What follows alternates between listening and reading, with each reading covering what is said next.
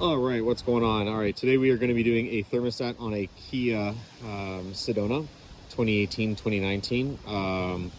Customer's got an issue where it's overheating, so not the greatest time to do a call out, windy, rainy, but got to get her done. So this job isn't too hard. The thermostat sits right here.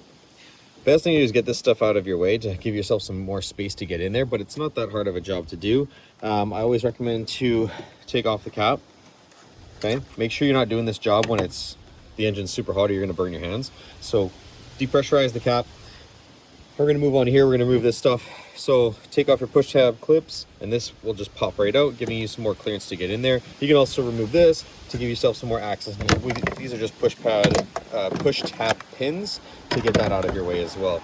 Okay, now we got a lot more access into it here, and we're going to be using a 12 millimeter bolt for this one here and this one here, and then there's one more just underneath there in an awkward spot, but take that off first.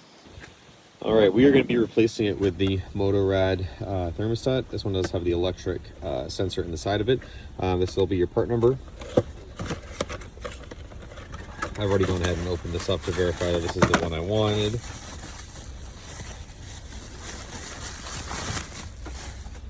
But that's how it looks. Okay, so it sits on top is like this. So there's your third bolt down here where my finger's moving. That's the awkward one. Make sure you're very careful with the sensor to not break it, okay? As you can see, you got one there as well. So you're gonna need to use like a little pick tool to get access to break that free. And once you've broken that free, then you'll have access to get it to remove the sensor, and then you remove these bolts after you release the clamp here to let the coolant pour out, because if you don't, it's going to get a little bit more mess here. So we're going to get a catch pan and we're going to strategically place it right there so it's going to pour all the way into it to avoid any mess. All right, so on the back of the thermostat, that sensor that's sitting right there, if you come along to the passenger side, there's that metal tab that's sitting right there. With a flathead or a pick, you got to break that free a little bit so you can actually remove that clip. So that's what you're doing next. After you get that plastic gray tab off, move your sensor, which is now right here, off to the side so you don't get any coolant going in the actual sensor, because it could malfunction it when you go to put it back in. So I just push it away to the side. Now you're going to get a 12 millimeter bolt. You start cracking those free, but first you're going to get a flathead, kind of gently put it in the hose there to kind of break it free, because it's been there for a while if you're doing a thermostat, because they usually last about 120 to plus. All right, so I got a flathead in there and I broke the hose free. They do kind of clamp and seize on over time, so just break it free and then just kind of shimmy it down. Make sure you've got your catch bin bucket down there to make sure you are ready to catch whatever falls out. But yeah, just take it off and then you can start taking away your bolts.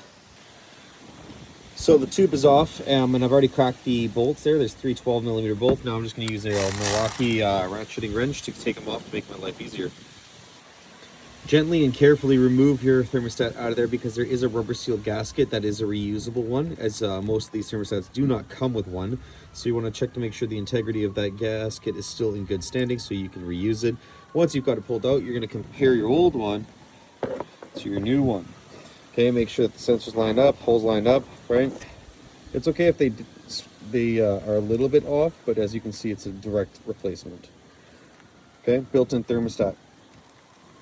Now, we're gonna go and put it back on. All right, after you've got the bolts back in, hand thread them in. 1, and then down there 2, and then 3. You want to do it in kind of like that pattern, or whatever pattern you want. Just don't go the top and then the bottom. You want to kind of space it out so that the gasket gets crushed onto the new thermostat so there's no leaks. But yeah, you bring your hose back up, attach your hose in there, get your hose clamp, bring your hose clamp back on. I always tell people to don't put it in the exact same position, because as you can see, it's been pinched on there for so long that it's made its own groove. So if you switch it somewhere else, there's a good chance that it's going to hold even better into the correct grooves. And then you're going to reconnect your sensor there, and then you're going to fill up your coolant. You're going to bleed your coolant to make sure you have no air pockets, because yes, a lot of coolant does come out when you do this job. So that's your next step. Hose clamp on the hose, and then your sensor down there, reclip it back in and reinstall the gray safety clip to stop it from falling out. Before installing your sensor, take a good look at it and make sure that there is no water that has gone into the sensor. So it's still dry, no coolant, no nothing's gone in there. If it has, you're gonna have to blow it out with like an air blaster or brake clean or dielectric grease just to make sure you have a good fitting there. So this one's good. I'm gonna reconnect it.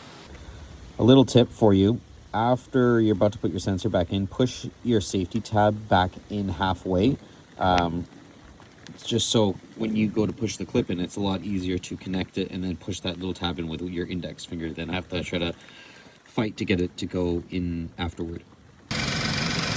Once you're done doing the job, double check your work, make sure that your gasket is holding and there's no leaks. Check your hose clamp, make sure that your hose clamp's not dripping any coolant out. Make sure you got nothing leaking around the entire new thermostat, that your sensor is connected and clipped in, or you will get a check engine light on the dash. Make sure that your coolant is up on full. I had to refill this one. And then bleed the coolant out. How do you bleed coolant? Turn your fan on full blast, turn your heat on full blast, and let it work its way out. Also, a road test does help afterward, so I'm going to do that for this customer as well.